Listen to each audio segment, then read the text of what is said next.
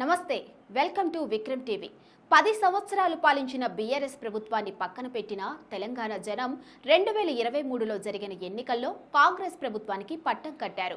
వీళ్ళైనా ప్రజలకు మంచి చేస్తారనుకుంటే గవర్నమెంట్ వచ్చి 6 నెలలు గడిచినా కూడా ఇప్పటి వరకు వీళ్ళు చేసిందేమీ లేదు. ఇక ఇదిలా ఉంటే చాలా రోజుల నుంచి రైతు రుణమాఫీ చేయడానికి కాంగ్రెస్ ప్రభుత్వం రంగం సిద్ధం చేస్తున్నట్లుగా తెలుస్తుంది.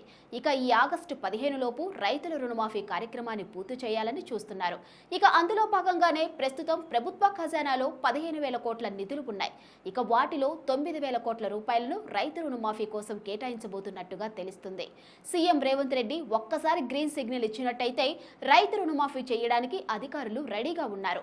ఇక మొదట 2 లక్షల రూపాయల వరకు ఉన్న రైతుల రుణమాఫీ చేయడానికి 31,000 కోట్ల రూపాయలు అవసరమవుతాయని భావించిన ప్రభుత్వం ఇప్పుడు అన్ని విధి విధానాలను అనుసరించిన తరువాత అందులో చాలా వరకు ఖర్చులు తగ్గబోతున్నాయంటూ సంబంధిత అధికారులు ఆశాభావాన్ని వ్యక్తం చేస్తున్నారు. ఇక ఎలాగైనా సరే ఆగస్టు 15 లోపు రైతు రుణమాఫీ చేయాలనే ఉద్దేశంతో ఆర్బీఐ నుంచి సేకరించిన డబ్బులను కూడా ఇతర పనుల కోసం వాడకుండా వాటిని రైతు రుణమాఫీ కోసమే కేటాయించాలనే ఉద్దేశంతో బ్యాంకుల్లో నిల్వ చేస్తున్నట్టుగా తెలుస్తుంది. ఒకవేళ ఆగస్టు 15 లోపు రైతు రుణమాఫీ జరగకపోతే గవర్నమెంట్ ఇచ్చిన హామీలు నెరవేర్చట్లేదు అనే కారణంతో గవర్నమెంట్ మీద ప్రజల్లో తీవ్రమైన వ్యతిరేకత వచ్చే అవకాశాలు ఉన్నాయి. కాబట్టి ఈ రుణమాఫీని చేయాలనే ఉద్దేశంతో కాంగ్రెస్ ప్రభుత్వం ముందుకు సాగుతున్నట్టుగా తెలుస్తుంది.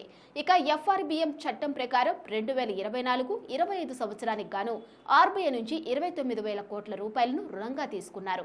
ఇక దానిని కూడా రైతు రుణమాఫీ కిందకే కేటాయించాలనే ఉద్దేశంతో ప్రభుత్వం ఉన్నట్టుగా తెలుస్తుంది.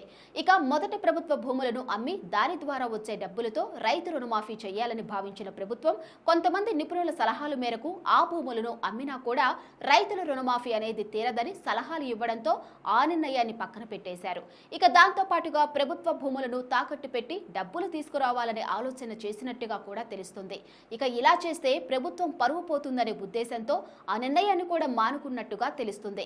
ఇక ఇదేలా ఉంటే ఆర్బీఐ నుంచి ఈ 2-3 రోజుల్లో మరో 2,000 కోట్ల రుణం తీసుకునేందుకు సిద్ధమైంది ప్రభుత్వం. దీంతో ప్రభుత్వ ఖజానాలో 15,000 కోట్ల వరకు డబ్బులు ఉండనున్నాయి. ఇక ఇది ఇలా ఉంటే రెండో త్రైమాసికంలో మరో 14,000 కోట్ల అప్పు తీసుకోవడానికి గవర్నమెంట్ కి అవకాశం ఉంది. కాబట్టి అందులో 9,000 కోట్లను ఆగస్టు 15 లోపు తీసుకునేందుకు ప్రభుత్వం ప్లాన్ చేస్తున్నట్టు తెలుస్తుంది. దీంతో ప్రభుత్వం వద్ద 24,000 కోట్ల మేరకు నిధులు ఉంటాయి.